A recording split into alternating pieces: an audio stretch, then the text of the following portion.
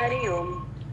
अणुकृतकृशस्तुलो गुणभृन्निर्गुणो महान अधृतस्वधृतस्वास्य प्रांगवंशो वंशवर्धन. श्री विष्णू सहस्रनाम श्लोक क्रमांक 103 आणि नाम आहे 835. अणु हो अत्यंत सूक्ष्म बारीक रजकण. आपले ऋषीमुनी थोर शास्त्रज्ञ होते. महर्षी कणाद यांनी अणूचा शोध लावला. आत्मा अणुरूप आहे. तो प्रत्येक जीवाच्या हृदयात पंचप्राणाने विराजमान असतो. आत्मा अणु प्रत्येक देहात व्यष्टी रूपात ब्रह्मांडात समशी रूपाने नांदतो. खरे तर विष्णू म्हणजे विशाल बृहत, तर अणु म्हणजे सूक्ष्माती सूक्ष्म. हेच विष्णू तत्व आहे. पिंडात सूक्ष्म अदृश्य अणुरूप, तर ब्रह्मांडात स्थूल विराट रूप सर्वव्यापी महान विशाल. तुकाराम महाराज म्हणतात, अणुरेणू या थोकडा तुका आकाश एवढा. हाच तो अनुभव. पटकन सुचलेला हा विचार होता.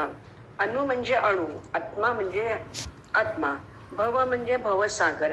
हा जणू भवसागरातून तारून नेतो. अशा अणु श्री विष्णूंना वंदन करते. 836. बृहत अत्यंत मोठा. बृहत विकाम. खरे तर अणुबरोबर बृहतेचेही वर्णन झाले आहे. ब्रह्म बृहत्तम वस्तू. बृहंती बृहयती यती च ब्रह्म. जे मोठे आहे बृहत आहे. जे वाढते बृहती म्हणजे खूप वाढते. बृहत म्हणजे वाढविले जाते. बृहयती ते ब्रह्म आहे. जो मोठा होऊ शकतो, वाढू शकतो, ज्याच्यात वाढण्याची शक्ती आहे. अशी एक शक्ती नाही, तर अशा अनेक शक्ती ज्याच्यामध्ये आहेत. परास्य शक्ती विविध एव श्रूयते श्वेताश्वतर. आणि अशा अनेक शक्ती त्याच्यात असल्याच पाहिजेत, कारण तो सगळ्यात मोठं आहे. ते किती मोठं आहे ते मोजता येणार नाही. सर्व विषयांमध्ये बृहत आहे. स्वरूपात मोठे आहे, शक्तीमध्ये मोठे आहे, शक्तीच्या कार्यामध्ये मोठे आहे.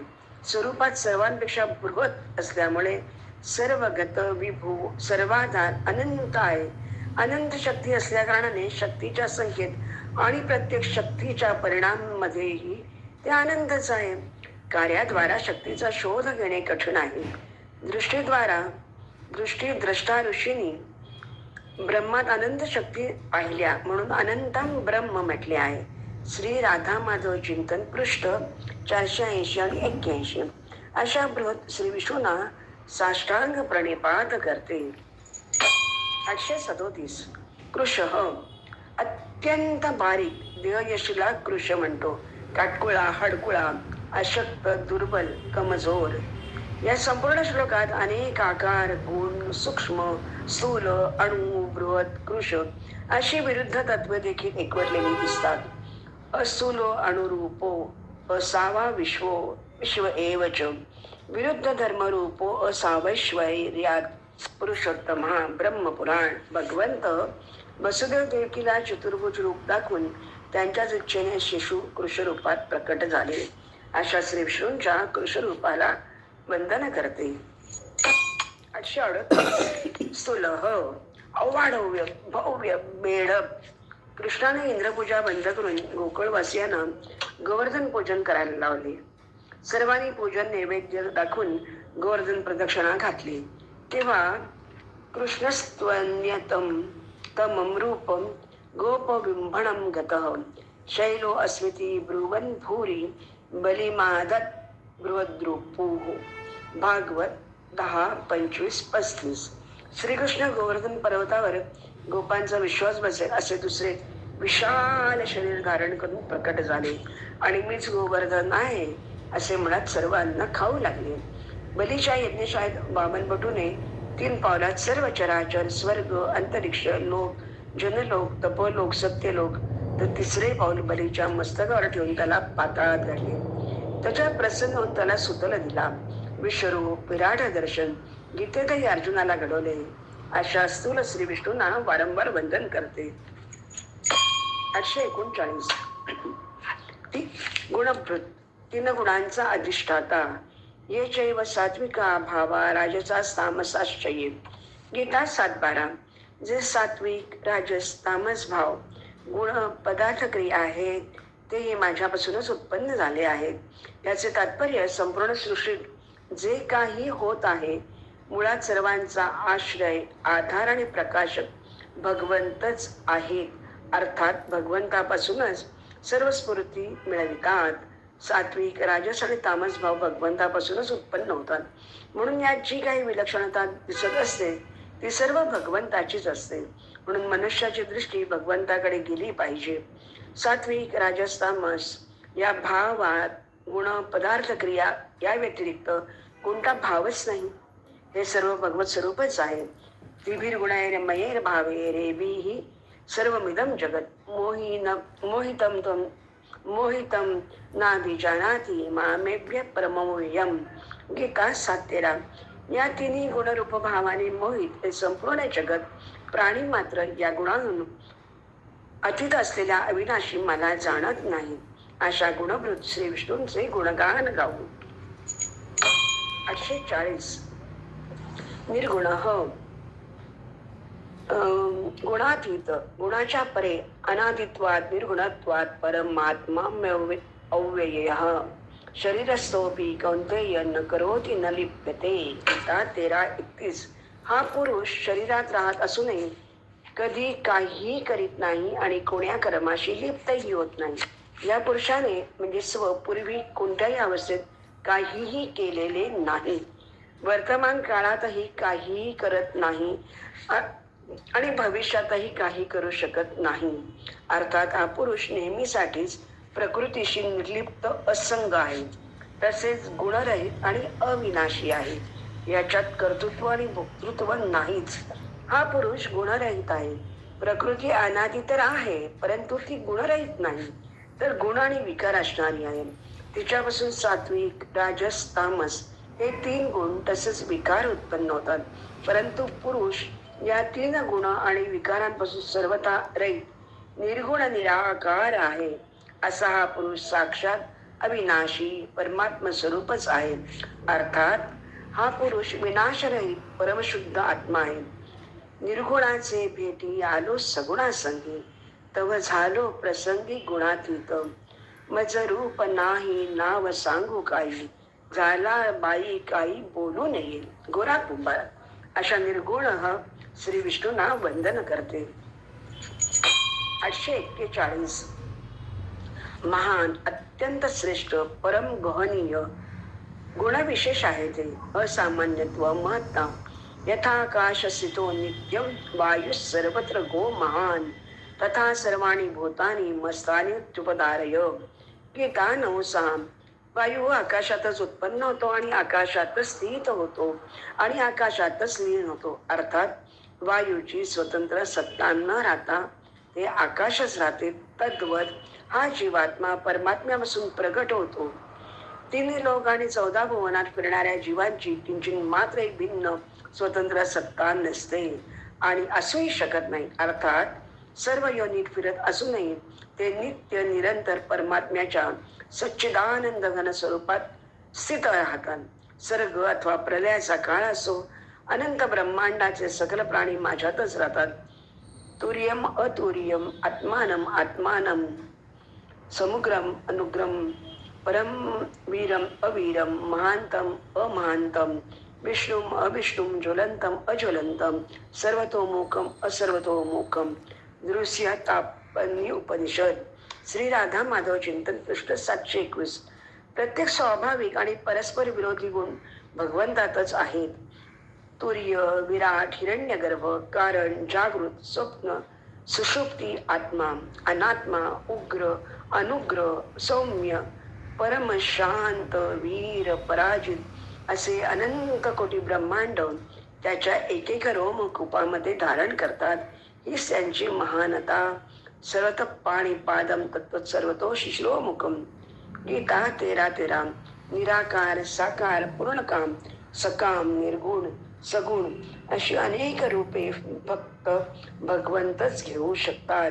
अशा महान श्री विष्णूंना मनपूर्वक वंदन करते.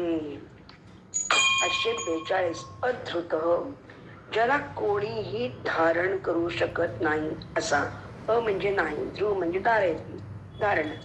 भूतबृन्नच भूतस्थो ममात्मा भूत भावना. मी सर्वांना उत्पन्न करून आणि सर्वांचे भरण पोषण करूनही त्यांच्या आश्रित नसतो, त्यांच्यापासून संपूर्णपणे निर्लिप्त असतो. माझे जे स्वरूप आहे ते संपूर्ण प्राण्यांना उत्पन्न करणारे, सर्वांना धारण करणारे आहे, तसेच त्यांचे भरण पोषण करणारे आहे. परंतु मी त्या प्राण्यात स्थित नसतो, अर्थात मी त्यांच्या आश्रित नसतो, त्यांच्याशी लिप्त नसतो. माझ्यावर कोणाची सत्ता चालत नाही. मी स्वयंभू परम स्वतंत्र आहे.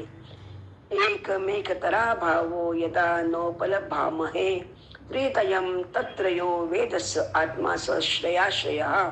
भागवत 2:10, 7 आणि 9. या चराचर जगाची उत्पत्ती आणि प्रलय ज्या तत्वाने प्रकाशित होतात ते परब्रह्मच आश्रय आहे. शास्त्रात त्यालाच परमात्मा असे म्हटले आहे. तो परमात्मा सर्वांचे अधिष्ठान असलेले आश्रय तत्व आहे. त्याचा आश्रय तो स्वतःच आहे. दुसरा कोणी त्याला धारण करू शकत नाही. असा परमात्मा श्री विष्णूच अधृत आहे. त्यांना जाणण्याचा प्रयत्न करू. 843. स्वधृत, स्वतः स्वतःला धारण करणारा, स्वयंसिद्ध, पुरुषोंडम विनिर्भिद्य यदासो स विनिर्गतः आत्मानो यन अमिच्छन्नो नोपि साक्षित शुचिः वीर्यं हिरण्मयं देवो मायया व्यसृजत् त्रिधा. भागवत 2:10-13. विराट पुरुष जेव्हा ब्रह्मांड पडून बाहेर आला तेव्हा तो स्वतःला राहण्यासाठी ठिकाण शोधू लागला. त्या शुद्ध संकल्प पुरुषाने स्वतःला राहण्यासाठी पवित्र पाणी निर्माण केले. विराट पुरुष नरापासून उत्पन्न झाल्याने पाण्याचे नाव नार असे पडले. त्या आपणच उत्पन्न केलेल्या नारामध्ये तो पुरुष 1000 वर्षापर्यंत राहिला, म्हणून त्याचे नाव नारायण पडले. या अद्वितीय नारायणाने योग निद्रेतून जागेऊन अनेक होण्याची इच्छा व्यक्त केली. तेव्हा त्यांनी आपल्या मायेने अखिल ब्रह्मांडाचे बीजस्वरूप अशा आपल्या सुवर्णमय वीर्याचे 3 भाग केले. अधिदैव, अध्यात्म आणि अधिभूत. विराट पुरुषाचे एकच वीर्य 3 भागात विभागले गेले आणि त्रिगुणापासून संपूर्ण चराचर निर्माण झाले. ते भगवंत जगाच्या पालनपोषणासाठी विष्णुरूप घेऊन देव, मनुष्य, पशु पक्षी इत्यादी रूपात अवतार घेतात आणि विश्वाचे पालन पोषण करतात. प्रलयाचा काल आल्यावर तेच भगवान आपणच निर्माण केलेल्या विश्वाला वायू मेघमालेला जसा आपल्यात लीन करून घेतो, त्याप्रमाणे कालाग्नी स्वरूप रुद्राचे रूप धारण करून आपल्यात लीन करून घेतात. अशा स्वधृत श्री विष्णूंना बंधन करते. 44. स्वास्य, सुंदर मुख असलेला, सौंदर्याची परिसीमा त्याच्या समतोच. अधरम मधुरम वदनम मधुरम, मधुराष्टकम. भगवंताचे द्विभुज रूप इतके सुंदर आणि गोड आहे की त्याचे कोणी वर्णन करू शकत नाही. श्रीकृष्णाच्या मायातीत आणि गुणातीत नित्य स्वरूपाचे वर्णन करण्यास 14 भुवनात कोणाकडे शब्द नाही असा माझा ठाम विश्वास आहे. शास्त्रात वर्णन केलेली ध्यानमूर्ती रूप हे सगुण साकार आभासात्मक आहे. कर्दम ऋषी, ध्रुव, अर्जुन इत्यादी भक्तांनी चतुर्भुज रूप पाहिले, दर्शन घेतले, परंतु प्रत्येकाला निरनिराळ्या रूपात दर्शन झाले. कोणी ऐश्वर्य भूमी रूप बघितले, कोणी माधुर्य क्षेत्राचे द्विभुज रूप पाहिले. ते स्वजन मोहन नव्हे, स्वमन मोहन झाले. ते नित्य नव किशोर नटवर विग्रह आहेत, गोप वेश आहेत, हातामध्ये मुरली धारण करून कदंब वृक्षातळी विराजमान आहेत. मेघश्याम सदृश्य श्याम वर्ण पीतवसन, गळ्यामध्ये गुंजाहार वनमाला शोभत आहे. मुखावर नित्य मधुर मोहन स्मितहास्य आहे. सभोवती गोपदेव सखे सवंगडी आहेत. कोणाची हिंमत आहे की इतकं अनंत सौंदर्य माधुर्य शब्दातून व्यक्त करता येईल. ब्रजातील भगवंताच्या रूपावर माता, भगिनी, रमणी, गोपिका मुग्ध झाल्या होत्या. कोणाची दृष्टी एकदा जरी भगवंतावरती पडली तरी तो स्वतःला हरवून बसे. नामकरण संस्काराचे वेळी तर आचार्य जेव्हा आले तेव्हा शिशुकृष्णाचे अभूतपूर्व रूप सौंदर्य पाहून त्यांची विचित्र अवस्था झाली आणि ते आपल्यालाच विसरूनच गेले. धैर्यं दिनोती बतकंपयते शरीरम रोमांचयत्यति विलोपयते मतं च हंतास्य नाम करणाय समागतो हमालोपितं पुनरनेन ममैव नाम. श्री राधा माधव चिंतन, पृष्ठ 465 आणि 64. माझा धीर सुटत चालला आहे, शरीर कंपित आणि रोमांचित झालंय, बुद्धी नष्ट झाली आहे. आणि आश्चर्य म्हणजे ज्याचं मी नामकरण करायला आलो आहे त्याला पाहून माझेच नाव मी विसरून गेलो आहे. कारण नामरूप मी विसरल्यानंतरच मुक्ती प्राप्त होते, हे त्यातले मर्म आहे. हे ज्या भाग्यवंताच कळले त्याला संसार कशाला हवा. बिल्व मंगल श्याम सुंदराला पाहून घायाळ झाला व नमशिवाय पंचाक्षरी जप विसरून त्याने आपले मन त्याला देऊन टाकले व सुंदर रूपाचे नित्य स्मरण करू लागला. अद्वैत सिद्धांताचे निर्माता श्री मधुसूदन स्वामींनी आपली अवस्था सांगितली. हा शठ गोपी वल्लभ हट्टाने आपल्याला दास बनवून घेतो तेव्हा वाटते वंशी विभूषित करान्न वनीर नादाबाद पितांबर पितांबरादरुणा बिंब फला धरोष्टात पूर्णेंदू सुंदर मुखादरविंद नेत्रात कृष्णात परम किमपि तत्वमहं न जाने. जगन्नाथ पंडित मनाला सावध करतात. हे मना, तू वृंदावनातील मनमोहन मुरलीधर श्यामसुंदराला पाहू नको, कारण तू त्याच्यात असा फसशील की त्याच्या सौंदर्याने तू घायाळ होऊन तुझ्या विषय वासना नष्ट होतील. खरे आहे, ज्याचे सुधार समय सौंदर्याकडे विष कसे टिकतील. अहो ऋषीमुनी व्यास भीष्म नारद त्याच्याकडे एकटक पाच स्वतःला विसरून जायचे. संध्याकाळी गाई गुरांना घेऊन येणाऱ्या कन्हैयाची गोपिका आतुरतेने वाट पाहत असत. डोळ्याच्या पापडींची होणारी उकड झापही त्यांना अडसर वाटायची. अशा स्वास्थ्य श्री विष्णूंचे मी ध्यान करते. 845 प्रांगवंश. पहिल्यापासून ज्याचा प्रपंचरूप वंश आहे असा. मया तद्विदं सर्वं जगत अव्यक्त मूर्तीना येदम धार्यते जगत. माझे जे स्वरूप आहे ते संपूर्ण प्राण्यांना उत्पन्न करणारे, सर्वांना धारण करणारे, तसेच त्यांचे भरण पोषण करणारे आहे. जर संसाराची सत्ता मानली गेली तर संसारात परमात्मा आणि परमात्म्यात संसार आहे. कारण परमात्म्याला सोडून संसार राहू शकत नाही. संसार परमात्म्यापासूनच उत्पन्न होतो, परमात्म्यातच राहतो आणि परमात्म्यातच लीन होतो. परमात्म्याशिवाय संसाराची कोणतीही स्वतंत्र सत्ता नसते. म्हणून संसारात परमात्मा आहे आणि परमात्म्यात संसार आहे. वासुदेव सर्वम ममेवांशो जीवलोके जीवभूत सनातनम. जीवा नेहमीच भगवंताचा अंश आहे. त्यांची महानता, आत्मीयता, मान हितकारी, अखंड राहणारी आणि स्वतः सिद्ध आहे. येथे भगवान वास्तविकता प्रकट करीत आहेत की जीव केवळ माझाच आहे, यात प्रकृतीचा किंचित मात्रही अंश नाही. अशा प्रांगवंश श्री विष्णू मिळवून जाऊ. 846 वंशवर्धन. प्रपंचरूप वंश वाढविणारा स एकाकी नर मते एकोहम बहुस्याम प्रजाय. परमात्म्याला एकटेपणाचा कंटाळा आला होता, म्हणून खेळ खेळण्यासाठी, प्रेमाचे आदान प्रदान करण्यासाठी त्याने प्राणी समुदायाला शरीर रूप देऊन त्यांच्या गरजांची पूर्ती करण्यासाठी मनाने संकल्प केला. अद्वैतावरून द्वैतावर आला. खेळ सुरू झाला. त्यात स्वतःसाठी काय नसून केवळ खेळ रंगण्यासाठी आहे. आणि अशा प्रकारे स्वतःच्या सुवर्णमय वीर्याचे अधिदैवी, आध्यात्मिक आणि आदिभौतिक व त्रिगुण तसेच जरायुज, अंडज, स्वेदज आणि उद्बीज अशा चत्वार योनी तयार केल्या. भ्रमित ब्रह्मदेवाला सृष्टी निर्मितीचे ज्ञान दिले. अशा मोक्षवर्धना श्री विष्णूंना जाणून घेऊ. अशा प्रकारे श्लोक क्रमांक 103 आणि नामे 846 संपन्न झाली. हरि ओम.